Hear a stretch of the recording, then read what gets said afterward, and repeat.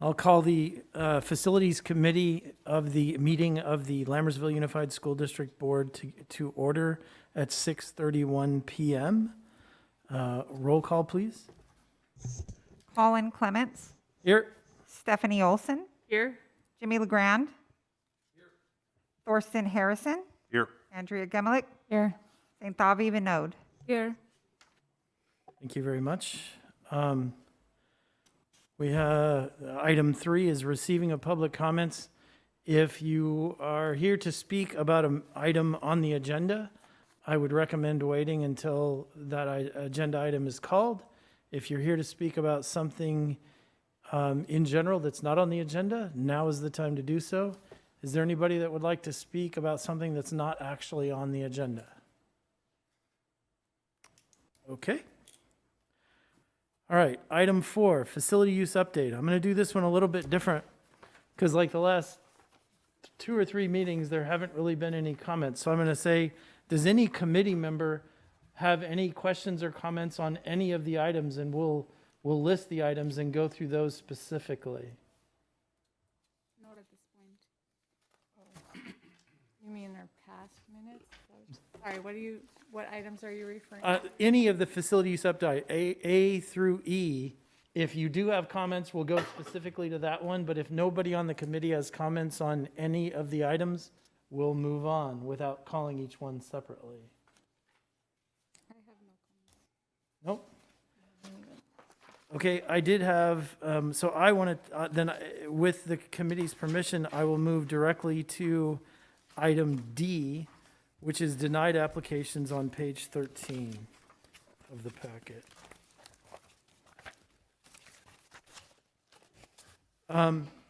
So I saw that we denied applications, and the Mountain House Cricket Club was not given an accommodation because they asked for Cordis Field, baseball field, but it's not for cricket.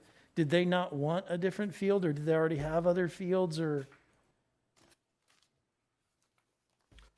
There was no other request for another field. They just didn't ask for a replacement? Okay, Yeah. all right.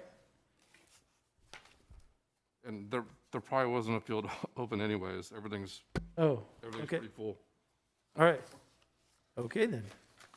That was the only question I had, because I thought it was odd that but that makes sense.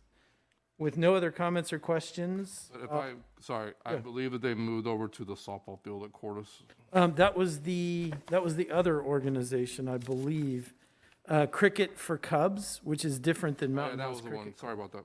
Yeah, Like I said, every field, Hanson, Bethany, they're all being Cordis used. is pretty Okay. full of cricket, so. All right, okay. If there are no other comments or questions, item 5, information and discussion items. Item A, facility use permits, outside organization use. Staff report? So you asked me to continue to have this on the agenda as we move through hopefully the end of COVID and its regulations, and to talk about the gym use or NPR use by outside organizations for things such as basketball, which is a big group that's waiting to use our facilities. This kind of ties in with CIF a little bit in that we still have limitations on using indoor gym facilities for activities such as volleyball. They have to wear a face covering. For basketball, I should say currently and be clear. Currently for basketball, they have to wear a face covering during basketball indoors. And then for activities like wrestling, they don't have to wear a face covering, but they have to be tested weekly to verify no COVID. And then stunting for cheer, if they are indoors, there's some modifications they have to make. They have to wear a face covering and the like. If any of that's done outside, they don't have to wear a face covering or get tested. The previous ruling for basketball was that we could test them weekly and they could play basketball without a face covering. We clarified with CDPH this week and talked to them via phone. And the clarification was that no, they do in fact have to wear a mask, and there is no testing to replace wearing a mask. Now, anybody that's played basketball competitively understands that basketball is a aerobic sport, it's a contact sport, and I don't think it's possible for kids, or adults for that matter, to play basketball with a face covering. So we're working with CDPH and CIF and trying to figure that out. So with that said, the use of our indoor facilities, though we have facilities available, the question is, should we release them to the public yet or not? With those rules in place, because it's a high school or a K-8 school, we have to follow those rules, whether we're using the facility or we're allowing somebody to use the facility. So that's where we are. So what I hear you saying is, and I'm going to paraphrase it, we're not ready to open the indoor rentals to outside organizations, like, for example, basketball, because we don't believe it's conducive to the sport, and our ability to enforce the rules that are being forced upon us is somewhat limited. Did I properly paraphrase what you said? Yeah, that was very accurate. Okay. Yeah. Thoughts from the committee? So it's the enforcement of the rules is the issue? Because to me, what I heard was, we don't think that they can actually play basketball with face coverings on. So I feel like that is probably up to the people playing basketball, right? But we can't, we're not there to be monitoring that. That's where your issue is if those are the rules, that's very difficult to do, will they actually be doing that? I was just mixing, I actually mixed two items, the CIF item later talking about basketball, but I kind of threw it in there with the having basketball use our facilities, Right. because that's the challenge with basketball, and there's a lot of basketball groups that want to use our facilities. That's like the major sport group Right. that really wants to use our facilities. Volleyball is easier because, yes, they have to wear face coverings, but it's not quite as aerobic as basketball. So. What is the extra added burden on custodial staff when we rent out the indoor facilities? Because my understanding is we're still very short-staffed or not completely full. I think that our staff were to a position where we could handle facility use for athletics and non-athletic events in the MPRs and be okay. So the concern is just that because we're held to the standard that CDPH sets forth, that we would be responsible for anybody that doesn't abide that standard. Yeah, so if we are allowing people to use our facilities, we have to follow the CDPH guidelines on if it's, for example, basketball or volleyball. For example, volleyball, they would have to use a face covering. For basketball, they'd have to use a face covering still. And so that is a concern of policing that, on the weekends or after hours. So you're saying there's nobody to enforce it after school is good? Well, we have administrators there that are there after school, and then we have night custodians that are there until, how late are our night custodians there, Jimmy? 10:30 at the K-8s and 11:30 at the high school. So do we have cameras in those areas that we could review? Because, I mean, if that's the only concern, I think we could maybe open it up and let them make it very clear. These are the guidelines. If you're caught, even just one time, your reservation is canceled. Because, I mean, I think that most people want to do their activity bad enough that they're going to follow the rules. But maybe I'm wrong on that. No, I don't know. I agree with her because, like when the volleyball matches are happening, you can't go, not everybody is they're eating chips and they're taking it off and eating, they're having drinks and it happens. So when we can give it with a clause, I think. Maybe one time pat on the, with a warning or something. Or just no tolerance, Yeah, no you could even be that tolerance, strict. something like I'd say zero tolerance. I mean, if you want it bad enough, you'll follow the rules. Yeah, and if, they play, that's their choice. They play with a mask, they get to play. If they don't, they're out, or they decide they can't actually handle it, so they don't make a reservation. And if they pass out on the court, then they can't handle it, and That's what I'm worried about. You identified But it. that's their choice, right? It is, yeah, So yeah. they're responsible. Yep. I would pass out on the court if I had to play with a I'll be mask. passing out with no mask,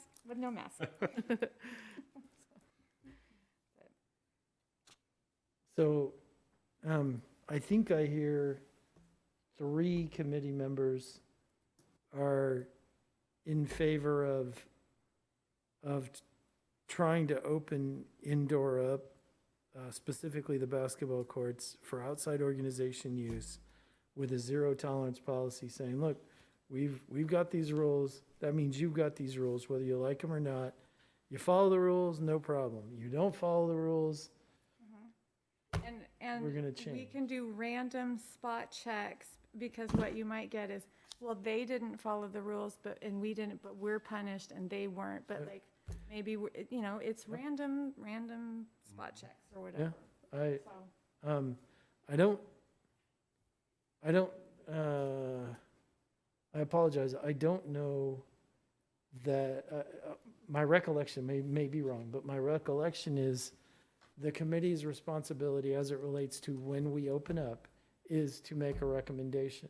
But the board as a whole has said they want to weigh in as a whole Yep. before we actually pull the trigger. I believe you're correct in that, yeah. Okay? I Then. believe that's how I remembered it. Yeah, so then I will be the 4th member of the committee that says, okay, let's go ahead and make this an information and discussion item for the board as a whole, to see how the board feels about doing that. Unfortunately, I'm not going to be here at the next board meeting. I screwed up my calendar, but any other comments, questions, concerns on item A? My only concern was the burden on staff, and if you've got it covered, then I feel, I feel like the rule is the rule, and they can obey it, or, Just, Yeah. my concern is who's gonna police those MP rooms in the evening to make sure that everyone's got their masks on, and Oh, my the committee, custodial staff can't do it. no, that's And fair. there may not be an administrator there. And we're not, late, so- we're not saying that. We are not policing, the recommendation of the committee is not to propose that some member of staff polices. Because we simply we'd have to have one person posted there at all times. And that poor custodian is gonna look at a member of the public and say, your people have to leave their mask on? I'm not putting them in that position. No way. It is, these are the rules, you violate the rules and we find out about it. I mean, the custodian, if they walk by and they're not wearing their mask, he or she, excuse me, can just take a picture of the court and say, date and time, this is what I saw. And not that they're responsible for doing that, but if they do, any member of district staff can do the same thing. They can just report it and say, this is what's happening. It's kind of like my feeling on the track, right? Way back in the day, the members of the community said, oh, we're going to take care of the track and we won't do anything that'll damage the track and da-da-da-da. And the board voted to open the track. And it wasn't open more than 2 weeks, and kids were riding their bicycle on the track and their tricycles on the track, and we closed it down. And my answer to the public when they were so upset about that was, look, you guys, you said the public would never do these kinds of things, and they did. And again, so my feeling is we give it a shot. If it doesn't work, we make the change and say, well, I guess we're gonna have to wait until the circumstances are better. So I think we have a recommendation by the committee, and because we're not saying yes or no, we're saying we want to talk about it as a board, I will vote with those 3 members to take it to the board for board consideration. I've got it. Cool. You bet. Any other comments, questions, concerns on that? Okay. Then item B, tennis facility use. And I apologize, I'm going to try Mr. Raghu Malapaka? Okay, Yeah, he got it I'm sorry? right. Okay. You got it right. Cool. Good evening, everyone, and thanks, Stephanie, for really pushing this whole issue of tennis facilities. So I've been a resident of Mountain House for 6 years now. I live in Bethany Village. Started playing tennis about 4 years ago, on and off. During that time, it was easy to get courts. We only have 3 courts, as you know, in the Central Park. But we all enjoyed playing a lot. We used to play as much as we could, but during the pandemic, as you know, tennis was deemed to be one of the safest sports. And literally the interest crept leaps and bounds. And right now, you can see, I think there are at least so I'm also president of a Mountain House Tennis Tracy Tennis Foundation. So we conduct tournaments. We have been doing it without the organization, but we formed an organization. We have more than 100 people, members, adults. Then we also have a lot of kids that want to get trained. There are 2 main coaches. Andy Sue's organization has Gary as a coach. So there are about 300 kids that get trained in a week. Then there are many kids that are waiting because we have no access to the courts. As I said, it's a big, it's a tough thing to get courts right now in the community. So what I believe is we have the tennis courts available at the high school, and the only issue is they're very expensive to even rent out. So one thing is we can't rent out one individual court. We have to rent all 6 of them at once. And the hourly cost comes to like $125. And you have to rent for a minimum of $250. So my request to the committee is please consider this, request from the community. It not only help us, but also the next generation.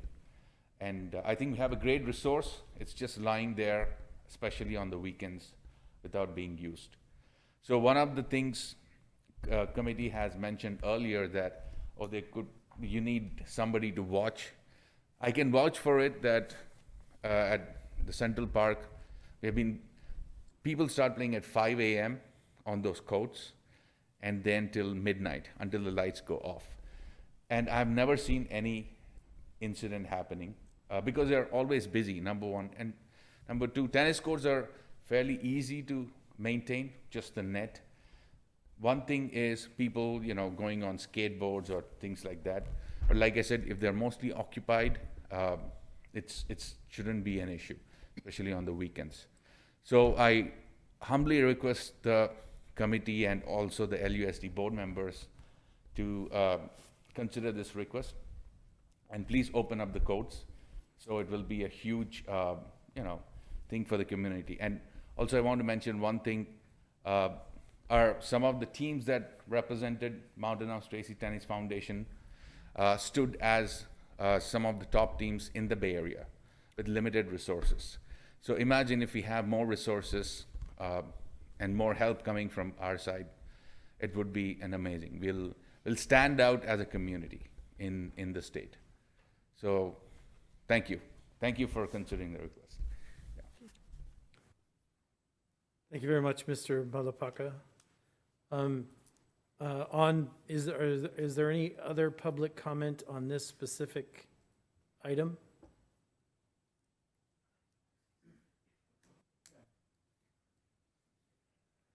Good evening. I wanted to make sure there weren't any other members of the public that wanted to speak first. Welcome, Mr. Pinkerton. Thank you. Thank you for joining us. Absolutely.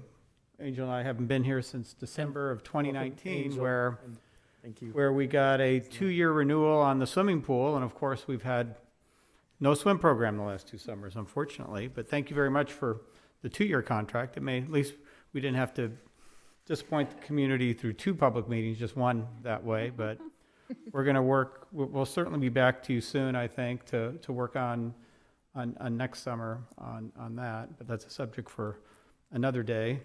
Regarding the tennis courts, and I've talked to a lot of the folks who are interested in tennis, and talked talked to folks at the district too, and trying to figure out a way to thread the needle to be that facilitator, because it's a challenge for us too. We're probably I'm hoping, fingers crossed, that as you know, our town hall and Central Park area, that's just the initial phase of the park area surrounding town hall. We've also got an amphitheater planned on that area between the parking lot. With post-COVID, I think that amphitheater is going to be more popular than ever. You probably have a lot of school activities there, 2,500 capacity on that. In addition, in the phases 2 and 3 of the Central Park plan, we have additional tennis courts. We have 4 Little League fields. We have 2 very large cricket fields. And we have potentially a skateboard park and a dog park. And then ultimately, somewhere in all that, a community indoor and outdoor community recreation center, including hopefully both a play pool and a lap pool, so that we can have, which I think will long run take a lot of the stress off of your facilities. We also have large community parks, which would mostly focus on play fields. There's 20-acre sites both south of Grantline Road and north of down at the very bottom of Central Parkway. There is where the next park likely would be, although it depends on how quickly things develop north of Byron. But we've got another 20-acre park where the golf course was originally proposed, on a portion of the golf course, and the rest of the golf course will turn into open space north of Byron. So figured, since I was in front of you, we had the chance to let you know we just updated our parks plan. We also have a big open space planned along the river. We'll be continuing the Creek Park north of Byron, and there is additional open space creek areas north of Byron as well, along with the open space being vacated by the golf course. It's actually kind of intimidating and daunting, the amount of open space we have that we'll be continuing to do. And our goal may be to see if we can't do some of these things in phases, because we're feeling the same pressures you are on there being more space for turfed activities. In fact, I've already got a budget for what it would be for a cricket field down south, and thank you for including that in your plans south of Grantline as well. In any case, on the tennis, hopefully by next summer, we're hoping to be under construction for 6 additional tennis courts adjacent to the current courts. Potentially we may set it up where we'd have a tennis pro so that it could be, monitored and really maximize utilization and maximize the use of coaches. Although I still think with the amount of demand in this community, and I was one of those parents who spent a lot of time on tennis courts, you can fill up those courts very quickly if you've got 300 kids taking tennis, and a lot of those kids who start at 5, 6 are going to continue through that process. So all the tennis courts we can get, the better. Typically, during the week, the tennis courts are very busy before 10 a.m.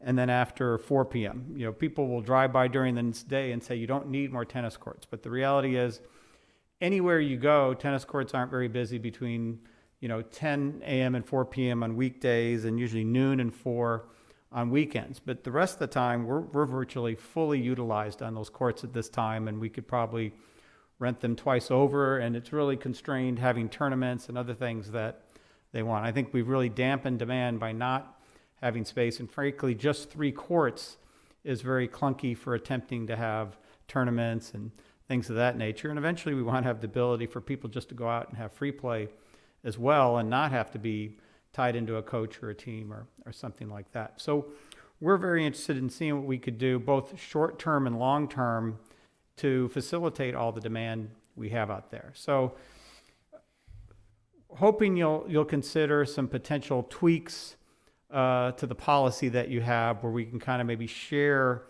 in the benefits that come from all this demand. Our goal, of course, is just to provide as many services to the public as possible. And we've already got this court reservation system in place, and that helps manage things. And so what we'd be proposing is that we can take on, I think through our general liability, we can take on the liability for the courts being open on weekends, and frankly, any other time you want to open them after 4 p.m. To the general public. And then we would use our court reservation system to help manage those courts.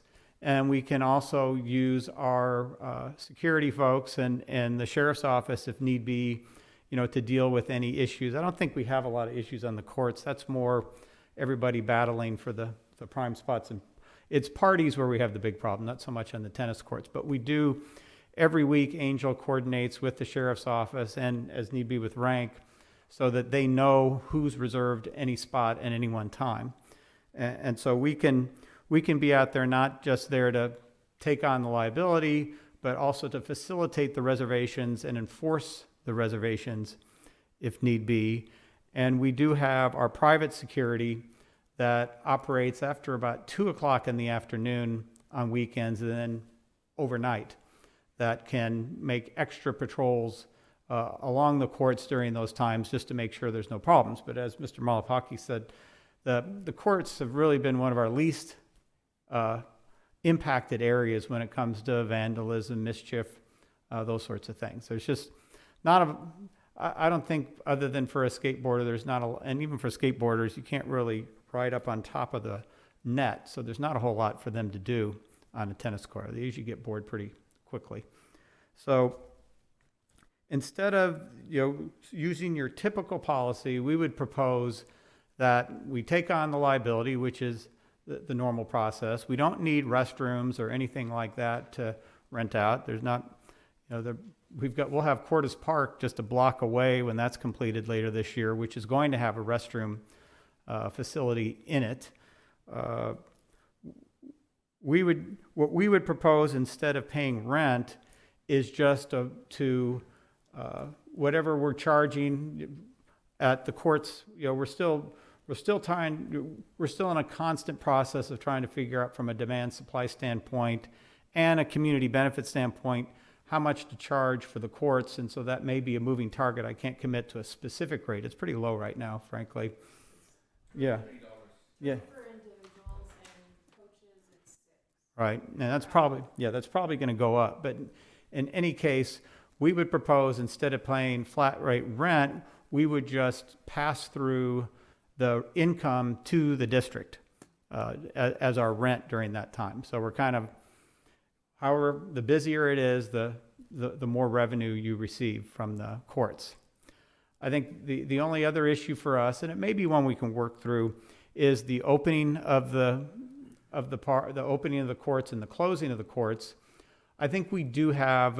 We probably could have our security company open and close, but if you already have staff on site, we think that would be a better alternative. But we're willing to work with you on that. But I think it'd be a real win-win for the district and the community. It's kind of like the anti-swim pool. It's like the easiest thing to rent out versus by far the most complicated thing to rent out. Be happy to answer your questions. As a point of clarification, Mr. Pinkerton, so and realize I'm not putting words in your mouth. I'm trying to make sure I understand. Right. The ask is that the district unlocks the tennis courts on Friday evening, and they stay unlocked through the weekend until Monday morning. No, whatever the hours would be, it's really up to you. We've got staff, so it's just mechanically, it would just be figuring out who does lock it. My preference would be, you don't have lights out there, right, on those courts, so you don't have lights, no. lighted courts, so it would be, at dusk you lock them, and at dawn they're opened, depending what the staffing, and I can probably have our security guys do that. Okay, do we have personnel on campus on Sundays? I apologize, I didn't think so. Saturday or Sunday, but we do have staff that stays till 10:30 at the high school, you said? 11 at the high school in the evening. Mm-hmm. Okay. Weekdays. On weekdays. So if you were to be able to rent it on weekdays, hopefully you could do it at those times, since somebody's already there. But we do have our armed security that works 16 hours a day, 7 days a week, and they're usually around for the opening of school, and then they're back in mid to late afternoon. And we usually have, so we have the staffing to do it. When I was thinking about this earlier, I forgot about that, but we do have the staffing to do that. Okay. Any other clarifying The questions before we start? courts are not closed at all over the weekends? Is that what you're saying? Like when the lights go out, nobody goes with their. We don't lock our courts up at all, No? no. And then, so if somebody else is playing, if I have a reservation and somebody else is already there, so the security guys would have a list and, Right, it's usually not an issue. The tennis courts are kind of self-policing. Yeah, usually, everybody has the app, so the app shows who has reservations. And we have never had issues since we started reservations. So We sure wish the picnic areas worked like that, but they don't. you can see code number 1, 2, 3. So minimum is 30 minutes of reservations, but maximum is 1 hour. You can see who has reserved, and it's very straightforward. okay. And your fee, you said currently is $3 for an individual to rent a court? For an hour, yeah, and 6 for, right, but I think we're probably gonna raise that a little bit more up to market rate. We may do, in most of the recreation industry now, you have kind of, you have variable demand pricing, so you can, I don't know how easily it is to do on our program, but typically now, the higher the demand, the more you charge during prime time, you charge more than you do in the middle of the afternoon. Mr. Chairman, can I ask a question? Absolutely. So on the weekends, would you be asking for those bars to be open for parking in the parking lot next to the tennis courts, or would people have to park on the street outside the tennis courts? Yeah, I hadn't really thought about the parking, and I don't know, whether you have an issue with that or how secure that parking is from the campus. I'm not familiar with that parking lot, so it's a good question. I think there's plenty of street parking around there. I did some math in my head. We have 6 tennis courts, Right. and the most the use could be is 6 people playing at the same time, playing doubles tennis, At 24. right? So that would be 24. And if they all came in separate cars, that would be 24 cars parking on the street. It might be a long walk for some of them. It wouldn't be that bad, and there is that new business center that's opening up, and they have their parking lot, and not I'm that. sure they would love having Yeah. tennis. Well, I could just see someone go and get their tea, But there's right? I buy my plenty- yeah. tea, and then I go to tennis. There's plenty of parking, yeah. Yeah, Yeah. there's actually quite a bit of street Particularly on the parking. school side, like when we have like the events at the firehouse, we don't have any trouble parking people nearby. Yeah. And we have a lot more than 24 people at the holiday. I event think and that things, if somebody can have more places to play tennis, they'll park and walk a block or two to play because, Yeah, they're getting a We court. Fitbit fanatics like to park far away, so.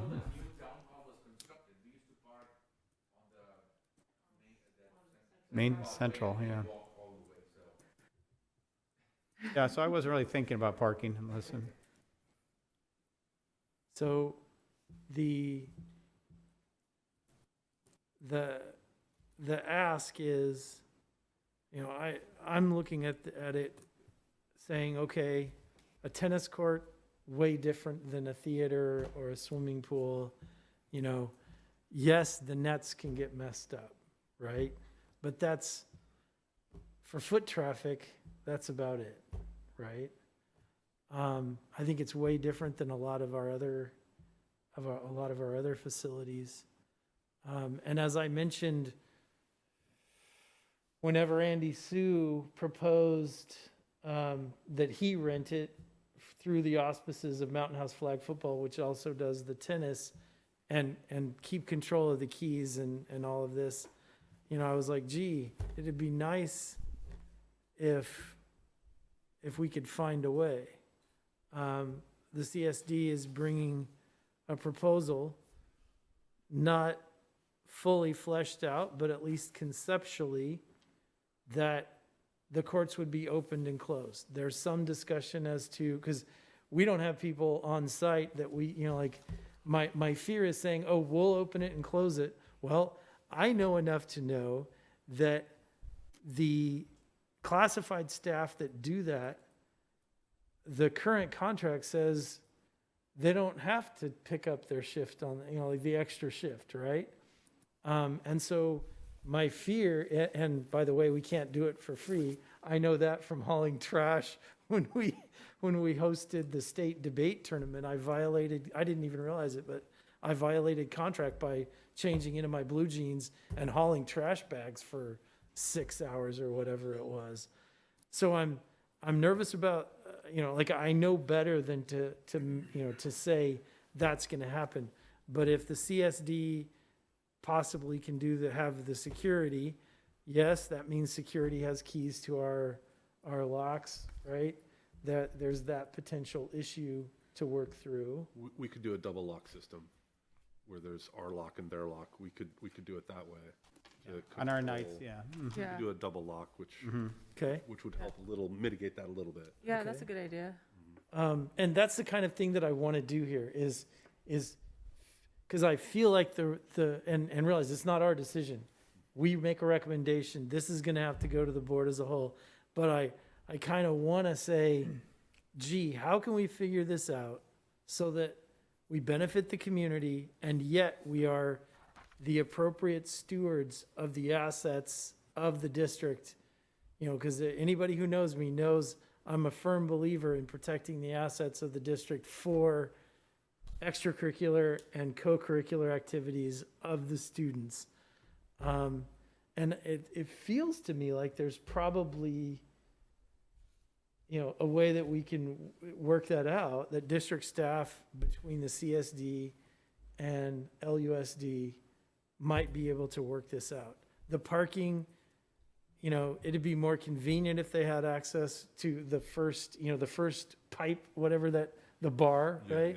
Yeah. But you know what? To me, that's not a deal killer. If Yeah. the board says, nope, that's a bridge too far, they got to park on the street, I'd be like, oh, okay, that's not a deal killer. In fact, I would like to add as well, there are two main gates, right? So one entrance is from inside the school side, and there is another gate that's from the street. Even if you just leave that gate open, That's exactly what I was talking about.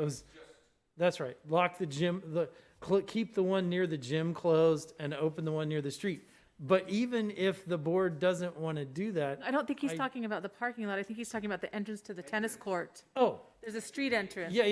Yeah. And I think that we can figure that one out too. I think there's a way there. So I feel like the two staffs can probably work together, develop a plan of action that works for both, that protects the assets for our students and their extra and co-curricular activities, and yet opens it up. And just like the track, my position is, this is a pilot program. If we unlock it and it goes sideways for whatever reason, then we reevaluate. But the CSD has a lot of experience in dealing with the tennis courts being open, and they haven't experienced it. So I'm hopeful that experience will carry over into these courts as well. Yeah. Absolutely. I mean, and, I think that is actually, I absolutely believe they can work things out. And, allowing the public to use the tennis courts. I mean, we leave the school grounds open all the time at the K through 8s, and we don't have liability protection for that. Here, the CSD is offering, during the duration of time that they have access to the courts, if something happens, that they're covering it. And, I think, so, I mean, we've got all the benefit, if, on our side with not really much burden other than, the configuring who's going to unlock it and lock it kind of thing, which I think Associate Superintendent Harrison's suggestion of the double lock is a great way to work around that. And, I look at our high school tennis program, top in the league by far, and I see all these students coming up underneath, and I kind of feel bad for the tennis coach, because if there's 300 students and more on a waiting list, tennis tryouts are going to be brutal down the road. But, you know, it's contributing to the well-being of our students as well as the community as a whole. And I've seen the tennis courts at Central, like, you know, when somebody said that they were being used all the time, I was like, really? So I go to the gym at 4:30 a.m. So I drive back from the gym, and sure enough, there's people playing tennis that early in the morning. So I know that the community will benefit from it, and I believe that the community cares about our facilities and doesn't want to lose the privilege of this opportunity. They take great care of the Central courts. We held prom there, and when we went to go decorate, we didn't have to do any cleaning to set it up, because it was already all cleaned up. We just had to, you know, sweep a little bit of dirt from the wind. So I believe in the community. I have faith in them to take care of the facilities. But like Trustee Clement said, ultimately, we don't have the money to like replace our facilities. So if it does get abused, that cuts off the opportunity. So, you know, be vigilant if this opportunity arises to make sure that nobody takes away that opportunity. Yeah, I'm curious. I agree with Stephanie. I agree. I'm sorry, Trustee Olson. I agree. I'm wondering, I'm curious what liability, like what that covers. Does that cover injury, or does that cover, I'm not like totally familiar with what all that covers. Does that cover damage, you know, net, like We just put it, replacement? we just put under our general liability policy. Okay. Same things we deal with now, you know, Okay. trip, falls, property damage, those types of things. Yeah, I mean, I feel like sports equipment in general lasts longer when it's being used than sitting out there in the sun and not being used. So I think this would actually, and that's not like scientific or anything, that's my opinion, but I think it's better to be used as much as possible than to just let it sit there. So I think this is a wonderful idea. So I agree. My only thing is, would you be able to put something concrete on the contract for them, like a mandatory no tolerance, you know, nobody destroys anything or something like that on there, so that they see that, they make sure that they take care of the obvious. In the current courts, we have a huge, you know, rules board right outside the court. So technically, if you're entering the court, you're agreeing to those. So maybe we should we do something at? Do we have it on our reservation too? Yeah. It's a waiver that Okay. they have to accept when they're making a reservation. Okay. And so, it would just continue on to, we would just add, if this was approved by the school board, then we would add those, 6 courts to our reservation system for the times that we are going to allot. And then individuals would make the reservation and they have to agree to the waiver. Okay. One more question. What about like trash generated during these rental times?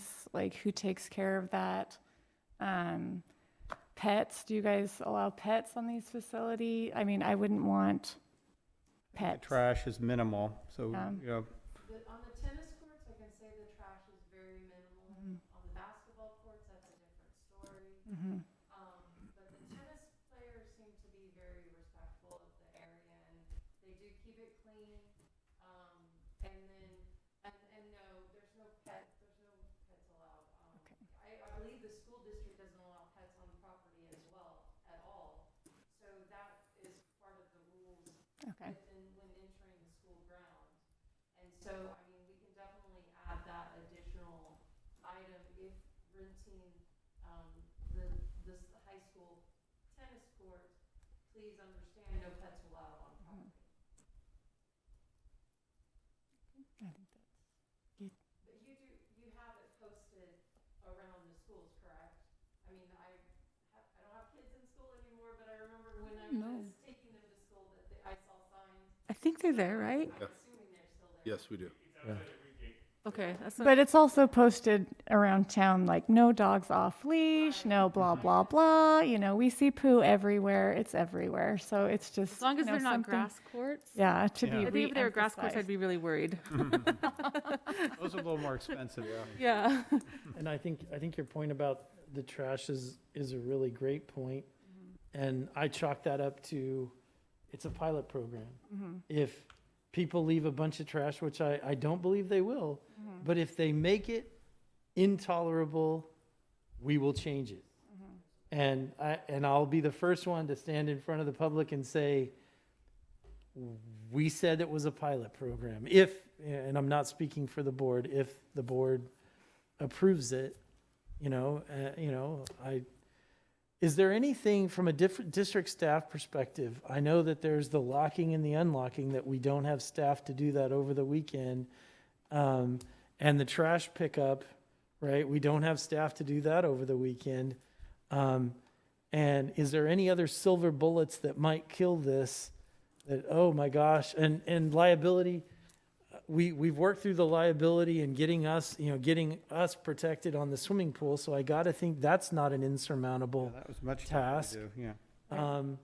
Are there any potential silver bullets that would kill this from your perspective? I'm just concerned about more work for my staff. It's gonna be more cleaning out there. Even however neat they say they're gonna be, it's gonna be more work for my staff, the custodial staff at the high school. Monday morning, those garbage cans are gonna be full. We'll have to put more garbage cans out there because they're gonna be out there all weekend. We'll have to clean the courts more often because they're using them more often. So it's potentially could be more work from my custodial staff and my operations staff. But we could try it, see how it goes, and if we go out there Monday morning and the whole place is trashed, then maybe we gotta look at it and maybe it's not working. I would say absolutely that's the case. If you come out to a mountain of trash like we did, and realize I'm exaggerating, but like we did at the state debate. We all know how windy out there, and they put the cans get blown over. I mean, Yeah. who knows? Kids could come and knock cans over. Who knows what could happen? So, Well, yes. Just maybe from a tip standpoint, if you're using the facility, you could take a picture of it when you leave, and say, this is the way we left it, like, just for, evidence. It's, yeah. Yeah. Most of the trash that's generated are, empty ball cans, balls, which we usually just dump in the trash. The trash can could be full for sure, but usually the trash is never overflowing or leftover, from what my experience has been. So again, as a community, we all should strive hard to make sure that, certain rules are followed. And we'll relay the same thing to everybody who uses the courts, whether they are coaches, whether they are players, whether they are members.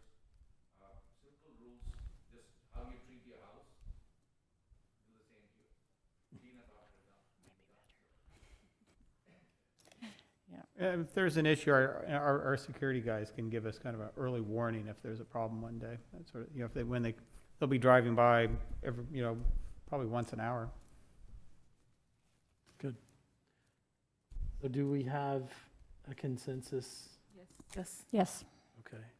Is that Okay, so- another info discussion? Well, I think first, it's district staff works with CSD district staff to come up, to work through those.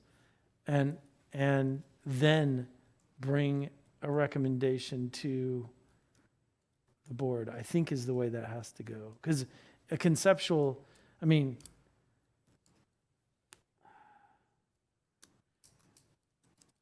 what is your recommendation? Because it's like if the board as a whole doesn't even approve the consensus, then spending staff time is a waste of time. Yeah, I think it should go to But- the board first, and then they can iron out the details. Okay. Because All right, I think that would be helpful because the board might think of something that we haven't thought about yet. Somebody on the board could say, hey, well, we could do this. And then we may not even have that in the plan that we work together to make, so. yep, okay. So bring it as an information, the recommendation is to bring it as an information and discussion item so that the board can weigh in conceptually and then the staffs can work together. Thank you. You got Any other questions, comments, concerns, or public comment on item B?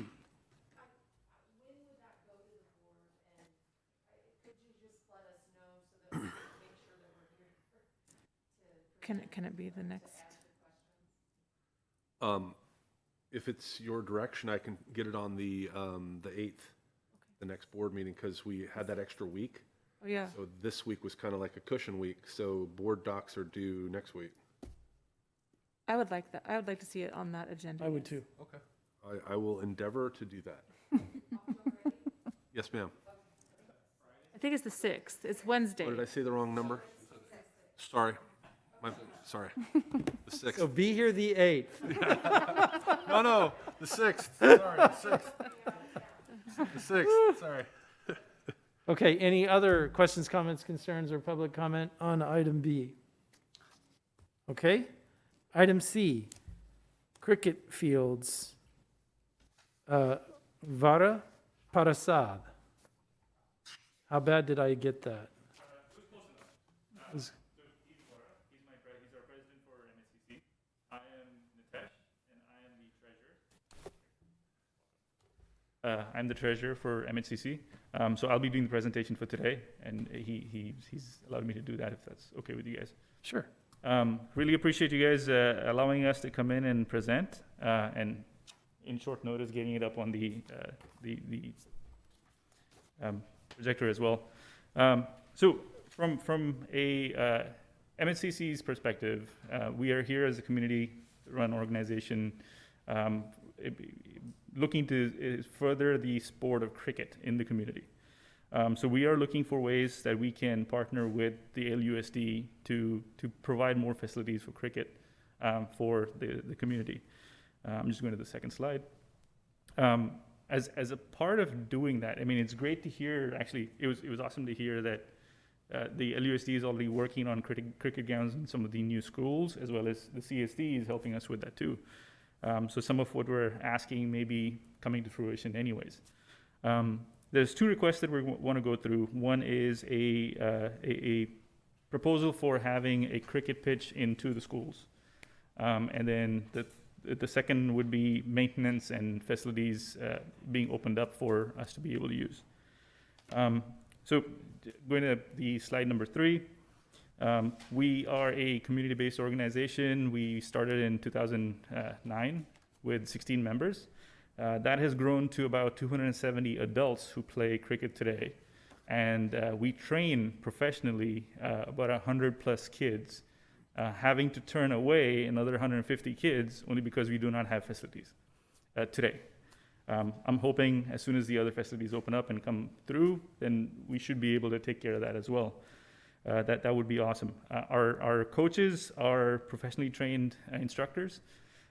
They have ties to USA Cricket, which is the governing board for Team USA, so basically to represent the country itself. Going to the next slide. So what we're going to talk about is youth cricket at the LUSD facilities today. We use the baseball grounds as much as possible. Unfortunately, the baseball grounds have a lot of holes and things, making it very unsafe for the kids to really play cricket on them. So today we concentrate our cricket coaching for the kids on the Central Park pitch, which is the only place that actually has a space so you can hit the ball and it doesn't go and hit someone's house and things like that. Apart from that, we are proposing a couple locations and different options for having a permanent pitch, as well as an option for a semi-permanent pitch that can be covered up at some point if needed. Going to the next slide. We have, among the two, Bethany School as the baseball area, as well as the Wickland Elementary soccer area, is the area that we feel has the most potential, only because it has space all around. So when you play cricket, it doesn't go hit a house and breaking things and things like that. So if you look in the middle of those pictures, I've actually put a cricket pitch. A cricket pitch is actually something that is 70 feet long and 10 feet wide, which is the actual playing surface, just like baseball's infield. That's where majority of the play happens. All the rest is people fielding and throwing the ball and things like that. So, I mean, having something like this would be awesome, and having 2 more fields and the other fields coming up would definitely open up the opportunity for us to train professionally more kids. By the way, I do want to mention, one of our kids who's training with us actually did get selected as the under-16 USA team member. So we are looking to move in that direction and get more of our kids in that field. Going to the next slide. So there's two options that we were looking at. One is a permanent option, which is basically a concrete base with a AstroTurf glued on to the concrete base. It costs about $25,000 to $30,000 to put together, and the durability is it lasts for a few years before it needs maintenance. So this is one of the options we looked at. Of course, there are some dangers to it. It is concrete. There is a padding cushion that goes underneath it, so it's not as hard as falling straight on concrete, but there is a risk to it. Give me one second. The next option, which is the next slide, was the gravel pitch. And this is a traditional cricket pitch, and this is how cricket is played all across the world, is you have a compacted gravel base that creates your base, just like a cement pitch that you would create. But on top, you have a dirt topsoil, just like baseball has. What you do there as well, just like baseball, we compact it as much as possible so it becomes a hard playing surface, but it's still dirt. So at any given point in time, if you want to convert it, it's something that's easily doable. This costs about $10,000 to $15,000. Again, this is the higher range that we've estimated based on other cities and other communities that have implemented some of these. We've taken some of these examples from Fremont, from San Ramon, and another park in Dublin as well. The durability factor for it requires more maintenance, which is on a monthly basis, basically leveling the field, making sure there's no holes and pitted areas and things like that. Moving on to sorry.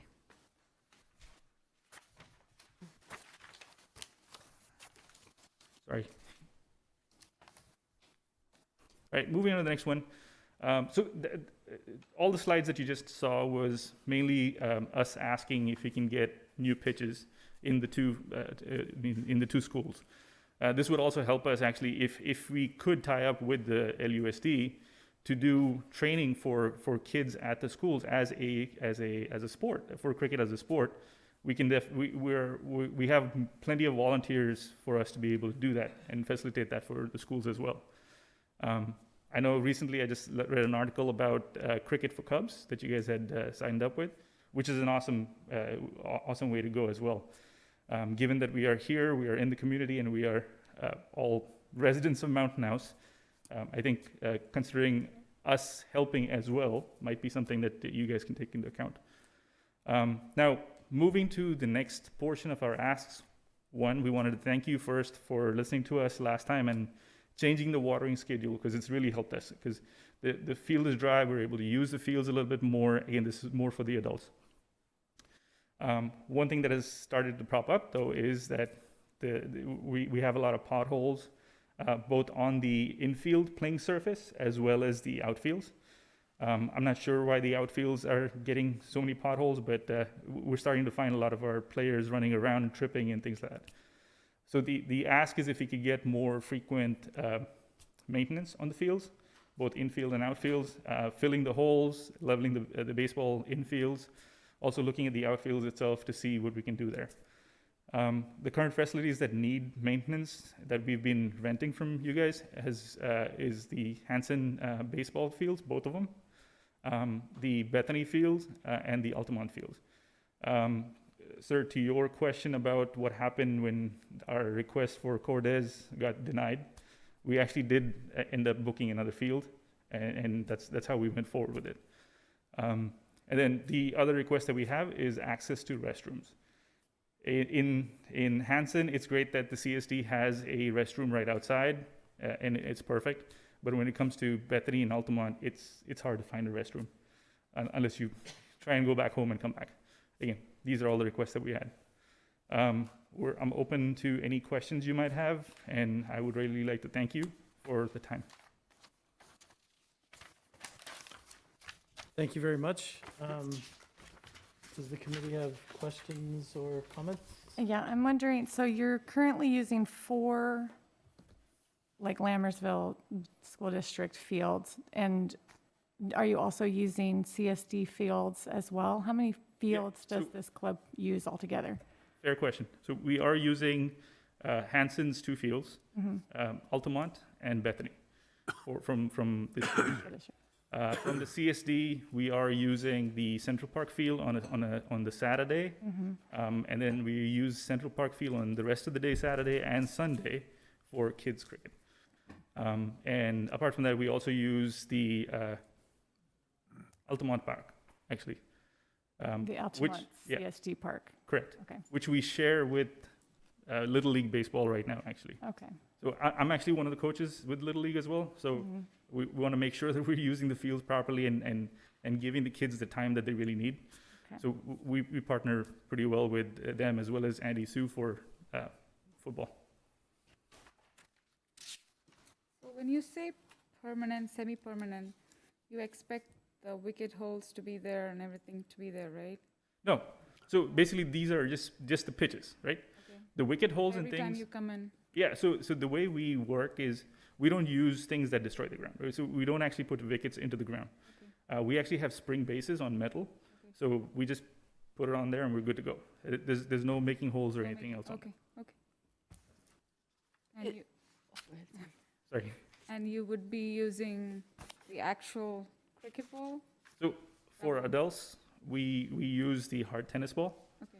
And if you're going to be getting the semi-permanent solution, or if that's one of the things we need to consider, we'll be procuring mats ourselves so that it's on the ground itself. That way, it's not damaging the ground. You don't want to damage the. Correct.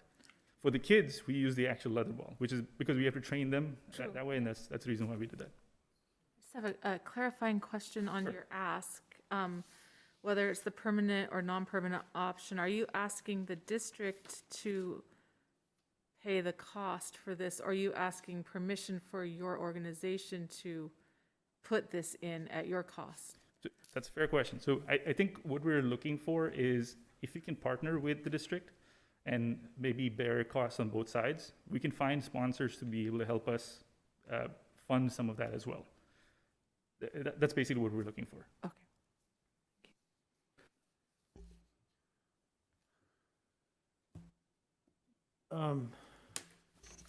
Man, I remember I remember back in my day, the baseball, when my boys were in Little League, right? Played on those same fields, played on Bethany Field.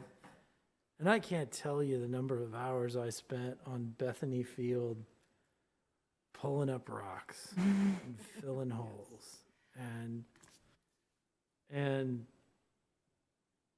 how the district spends a ton of time and money on trying to make those fields good. And all I hear about is they need more work. And they have, I mean, gosh, my older son's 24. That was over a decade Yeah. ago. And I'm struggling, not with Totally understand. cricket. It's kind of a sticky wicket, if I can use That's a good one. a cricket term. Because I'm like, it seems like we are always working on those fields. Am I wrong? No, it's even the high school varsity baseball field, the Yeah. softball field. I mean, I don't know what it is about the baseball fields in this town. I don't know if it's the soil or the gophers or a combination. Hey, maybe there's such a high demand for youth sports and people playing outdoors that, hey, it gets used a lot more, but you're right. But when my boys were playing, we could field one juniors team on Bethany, so it never got used except for, I know now it's more, and it was like, Every year we had to pull the we weeds. literally dug out the pitcher's mound and redid it back then. Yep. And yet, 3 years later, it was like, oh, this is terrible.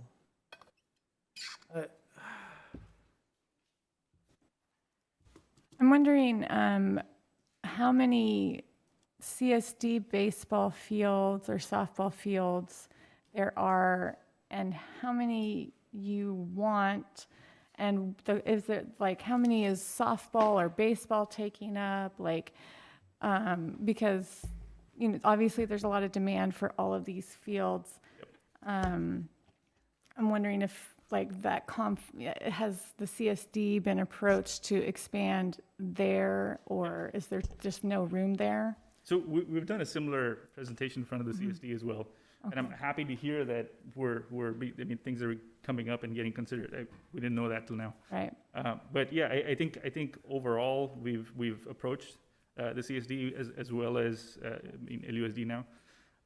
But at the end of the day, the way we work is we want to make sure if kids come to play, that they get the option first, right? So all the CSD grounds, most of the time, at least this year, we've had Little League show up for 2 seasons now with fall ball and then the regular season going through, where basically we've been asked, hey, the Hanson Park baseball is needed for Little League, and we vacated.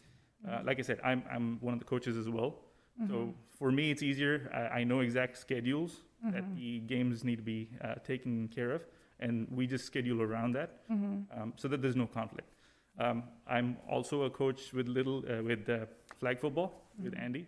So we try to see what we can do to help in all the situations that we can, even though we don't use the same fields as Andy, but we just want to make sure we're community partners with everybody. Okay. So what is the cricket season of sport? Is it a year-round thing that you do, or does it have a season like the Little League season and the flag football season? Yeah, it's actually very similar to tennis. There's no season.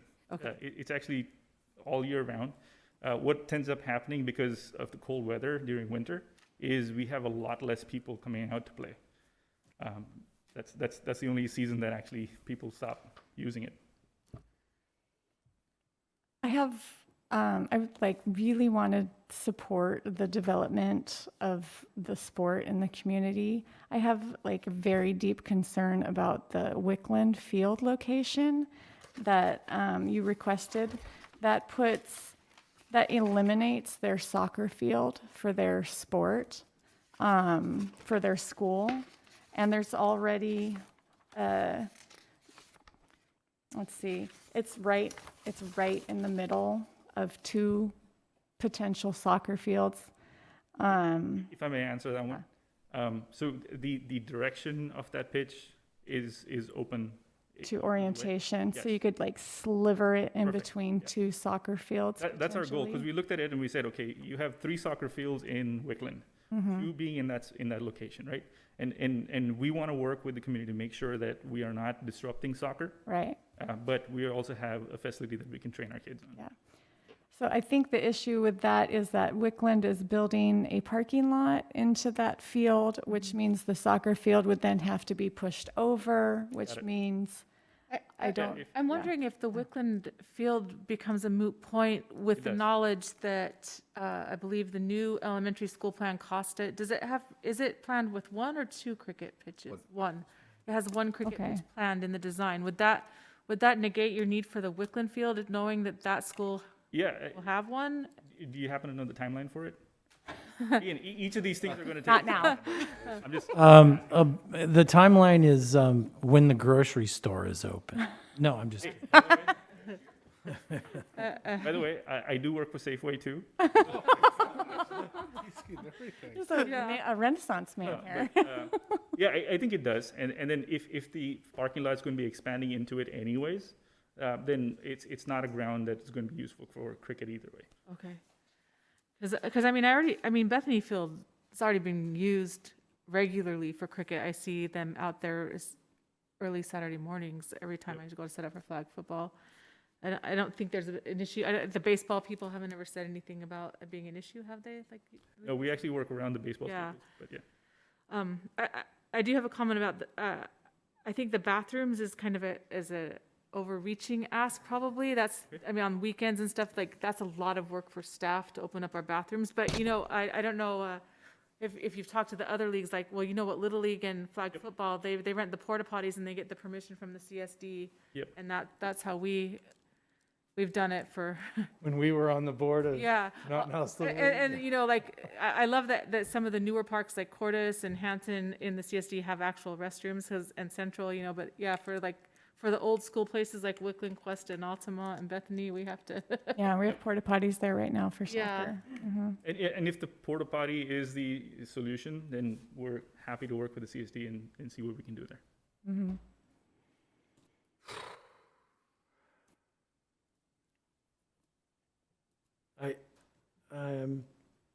I'm not struggling with the concept. I think that cricket is definitely something that the community wants. I'm just,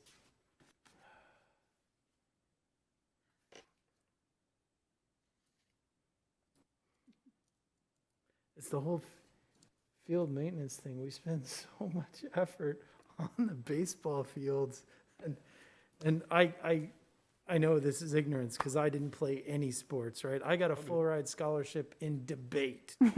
So I know this is total ignorance. I mean, I wasn't interested in baseball until my son joined. I wasn't interested in football until my other son joined.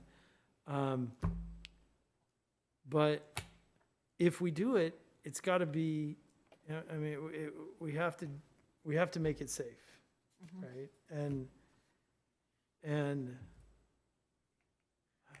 doing it, I mean, looking at just where you, like, on the Bethany field where the pitch is, does that make it dangerous at all for the baseball? Because that's like right in the shallow outfield area. I don't know. So, similar to the CSD, when the cricket pitch is being rented, the baseball field cannot be used. Because, I mean, the boundary goes into the baseball field, and that's Right. the thing that goes on.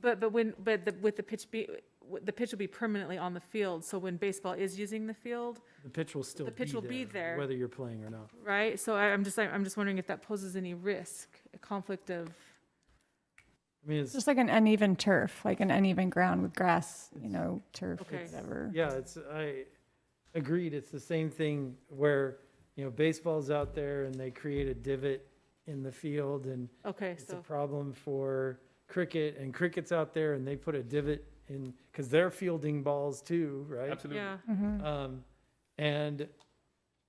So, I remember,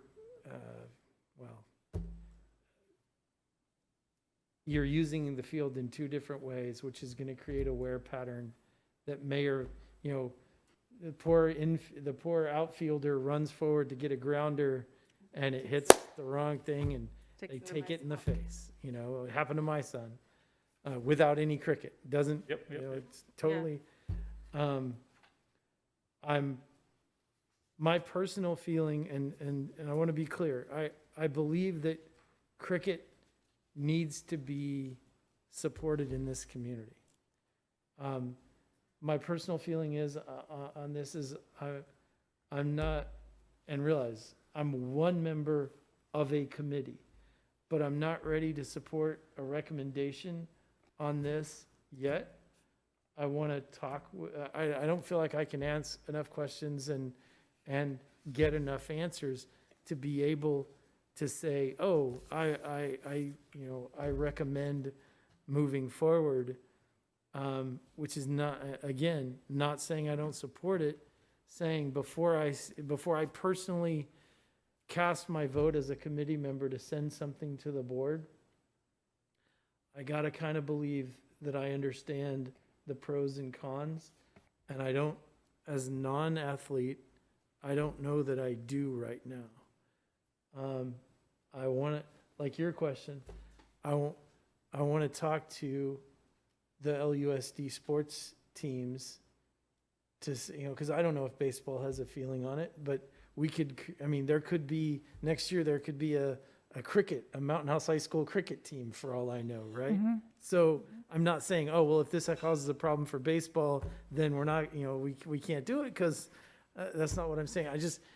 To me, there's a lot of uncertainty, and there's a significant cost outlay, and I'm feeling like I need more information. Am I missing something?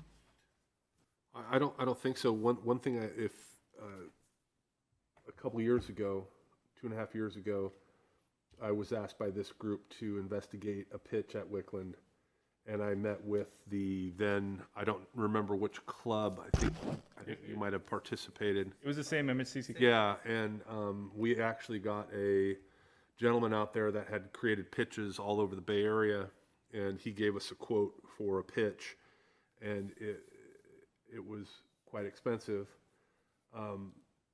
But that fell apart because we never really communicated again after the cost, because I think it was going to be 15 grand for each group. I think it was 32,000 or something like that. For each pitch. Yeah, for the single pitch. Yeah.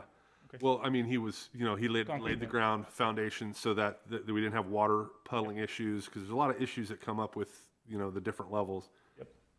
And then after more conversation,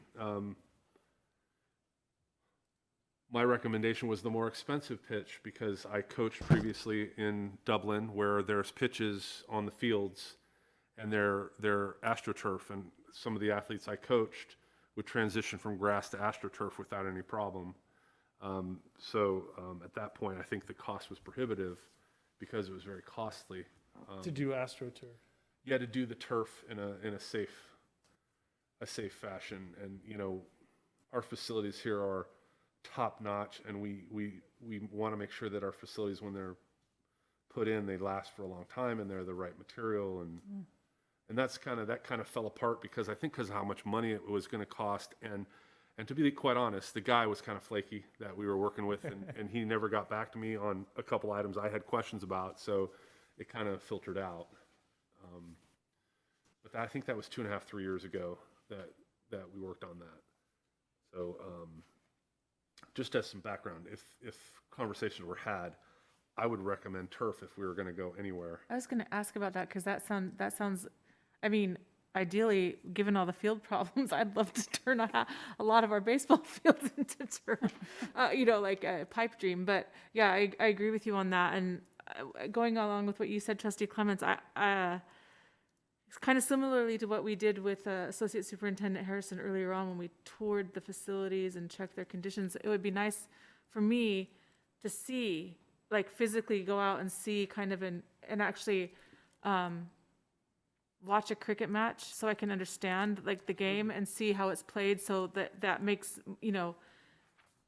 more, so that would I make the smart decision about because I think that cricket's only going to grow in this town, and so Yeah, no, absolutely. but we want to do it the right way, because like he said, we have top-notch facilities. We want, if we do something, we want it to be in the best location for the players. Yep. No, and we definitely welcome you. We will invite you guys if you're interested. Trustee Daniels actually made it out and saw a team. She's actually supported our league pretty well, where she's actually sponsored a team as well, which is awesome. And we're looking to, like I said, grow the partnership, right? End of the day, we're here as a community. We want to make sure as a community we're growing together as well. So yeah, we will gladly send an invitation and get you onto the field and take a look at what we're doing. Okay. I just have one more question. Aside from the pitch, like dimensions, what is the field space around it typically at? Are there variations or? Yeah, so basically if you look at it, right, it's a circle. Okay. And it's the pitch sits right in the middle. Okay. The circle has a radius of 165 feet. Okay. So basically, it's 165 feet all around. Okay. So, and that's the reason why those are the two fields that actually fit that criteria. That's where we were going with. Oh, so the other fields don't kind of fit at the other school sites? Yeah. Okay. We looked at. Go ahead. I'm sorry for interrupting. So, and I apologize that I don't know anything about cricket. So your players are, if I'm remembering the field layout correctly, so Bethany. Yep. If it's 160 foot circle, 160-foot circle. and the center of that is The pitch. the center of the pitch, right? Does that mean that your players are playing like up on the pitcher's mound Well, we're over in that playing, corner? as of right now, the way we're playing is we're playing only one-sided, because I mean it's only a quarter field if you look at the way we play. Oh, so you're playing one side. Oh, Yes. oh, okay. So really, it's a half circle because you're always playing that one direction. Yeah, yeah. It's kind of like half court basketball. Yeah, so you don't have a back or you don't have a one side, but you have the forward and the other side. Okay. And that's the reason why, again, like I said, we're looking for a full circle if we can. Because, I mean, like I said, we have 150 plus kids that we've actually said no to because we don't have space. And having just the CSD ground that we have right now and trying to make that work within the 1.5 days or 2 days of cricket with the kids, it's very hard to get more than 100 kids out.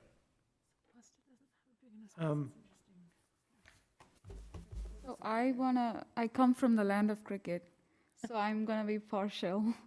I wanna have this happen, not now, maybe in the future, but I would recommend you guys to go and watch a game, so you'd get the idea of what, but back home, we usually played in a gully. Gully is like a small lane, so we can make it happen from a small lane to as big as the Wickland field. So it's Yep. like, eventually it's gonna be there. Like you said, there may be a team, a high school team. So Yeah, yeah. I want to go see a game. I yeah, want you to should go see a understand. game We'll because invite I you for would sure. love for this to happen. Will you sit next to us at the game and explain everything to us as, Yeah, as it happens? Yes, yes. Yeah. I mean, if you look at the way it's played in India, basically any little space that you can find that people want to play will make it happen. But I mean, ideally for coaching kids to play at a higher professional level, it's best to have a full field. That way they're coaching with that too. Got it. Got it. And again, so the different asks that we have on there, the pitches themselves are a thing that we're asking, but we would like to have, it's a nice to have, we would like to have in the community, which is awesome. But I think the key thing that we would like help quickly with is the maintenance part of things, which is the last slide. Yeah, I understand. Appreciate that.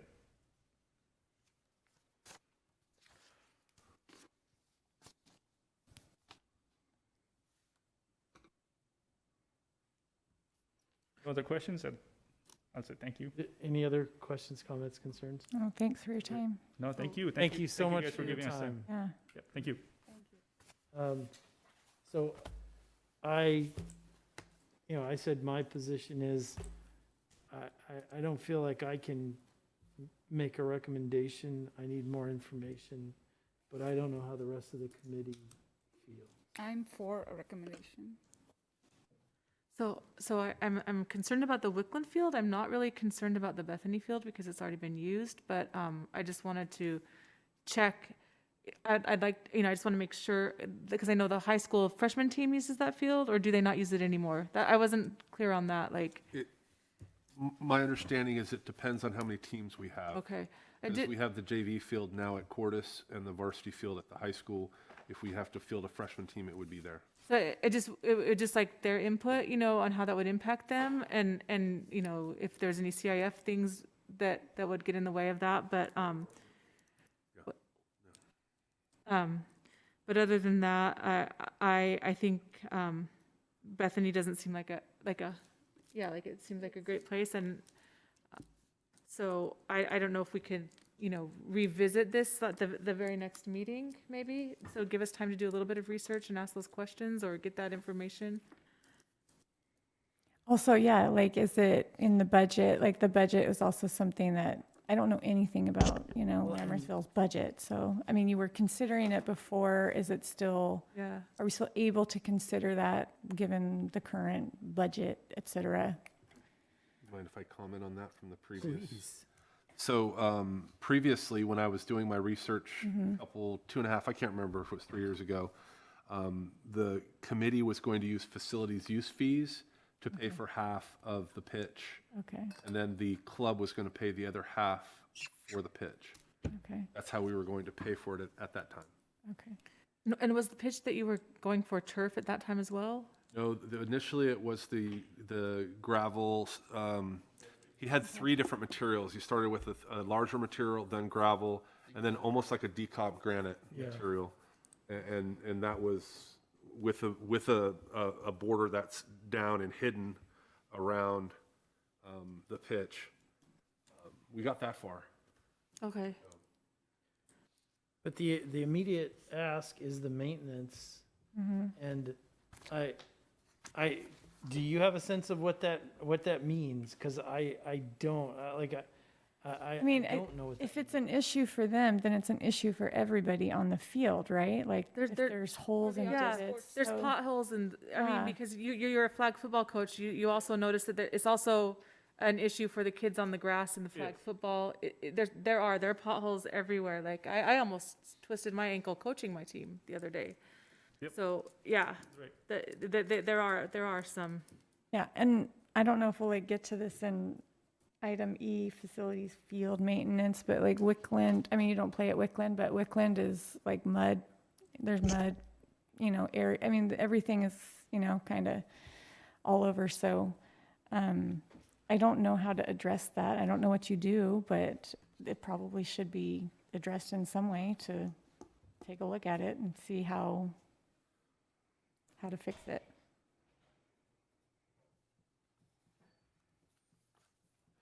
Well, this is why they pay me the big bucks, right? 'Cause I'm trying to develop a recommendation, because it's one thing to say, fix it, Yeah. right? Like, to me, that's not an actionable recommendation. So I don't, can I comment? I don't really agree with the assessment of the fields, so I don't think it's as bad as this portrays them. I'd be happy to walk with my staff and see what the issues are, but I think it's a little bit over dramatic, but I don't think it's in a bad shape as this portrays it. So I don't think it needs a big chunk of money to maintain it, to get it, I don't see any potholes in the infield. I don't see the things that are listed on here. So I can go out there with my staff, we could assess it, I could report back to Thor, and we could go from there. We have drags, we have tractors, we have things to, So the, I think he said it was in the outfield, not the infield. Is it? It's both. So Oh. there's certain parts of the infield. this says uneven infield Oh, yeah. playing surface causing injuries. I don't see that when I go to those fields, so I would have to walk them and do that kind of stuff.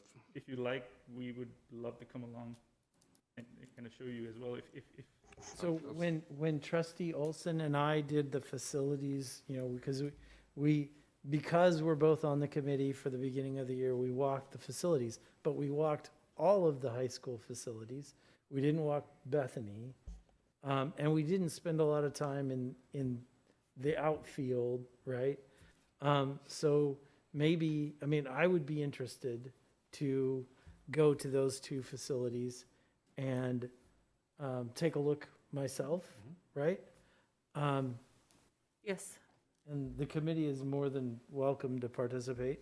And if the recommendation is, we recommend that the district staff perform maintenance on those two areas, or those three areas, right? yeah, it's basically to call Hanson, attention. Bethany, and Altamont. Hanson is the worst actually for the infield. Bethany is not as bad for the infield. Outfield is bad. Because we've seen kids fall pretty. Yeah. Is it because it's being used extensively? I'm not too sure. I don't know if it's the watering schedule, or the people, it gets watered and then people play on it right away. Probably. I don't know if that's the issue, but, there's gophers too, I know that. Yeah. Seen the gophers. Hanson has a lot of them. Yeah. So if the recommendation is that we begin the maintenance while we consider the actual pitch things, then we can do that. And then it's a matter of quantifying the maintenance that's needed. Because we don't, here, we can't say, well, it's gonna be X $1,000, or this is what needs done. So, Can I make a comment on that? please. So one of the things that many people may not understand is that our field maintenance is done by a private company, not by our staff. So any extra type of activities that we need done, we have to pay for the company to go out and do those maintenance and those types of things on top of the contract that we already pay for. So I just want to make sure everybody understood that. That company is Jensen Jensen. Landscape Management, which is a part of E. Right. Part of, E, a discussion item E. okay, all right. Oh, yeah. We're going to go more into that So in E as well. can the recommendation be to perform feasible field maintenance on those 3 areas? And feasible is going to have to be looked at, right, and determined. Yeah. Which I would love the opportunity to tour those 3 fields and see for myself what we're talking about. You know, if that would not be getting into district staff's hair. We can do another walk. I enjoyed our Just last those, walk. just those 3 specific, I we mean, this can- would be fairly Field trip. targeted. Yeah, we can do a field Field trip. If you want, I can have, I can schedule something, That'd be great. and I can include everybody in the scheduled walk and have my assistant schedule it if you'd like. Yeah, no, that'd be good, because I would like to hear your perspective, Jimmy, because I know that coming from someone who was on the Little League board with Trustee Clements years ago, and I know sometimes our expectations and what's realistic can be different, but, you know, so I think a field trip would be good, so that, As a non-athlete, yeah, as a I would listen to the coaches talk about a field, and then I'd go out there and go, I don't. Is that bad? yeah, But- I mean, you know, because I know that, you know, that it's a thing where rarely do you find a baseball coach that's ever satisfied with the field. Especially if they lose. No, did I say that out loud? Yeah. Because Okay. for cricket, it's just that one pitch, and then that's where it shoots out. So the pitch is like the heart. That's the part that needs to That- be, yeah. that's the only part that Yeah, so- matters. yeah, they keep fixing the pitch because you hit it, pitch, and then it bounces to a 4. When's the next game? Yeah, when is, I'm sorry I interrupted. Like I- every yeah, no, weekend, that's every, okay. We're actually going to be conducting our league finals in, I think, the weekend of the 1st and 2nd of October, or 2nd of October. If you guys are available, we would love to have you Should guys out watch there. it, yeah. And we'll send you a formal invitation if you like, and we can go with that. yes, And that's in the afternoon or evening, or? It's usually in the morning, around like 10:30, 11. is that a Saturday So or Sunday?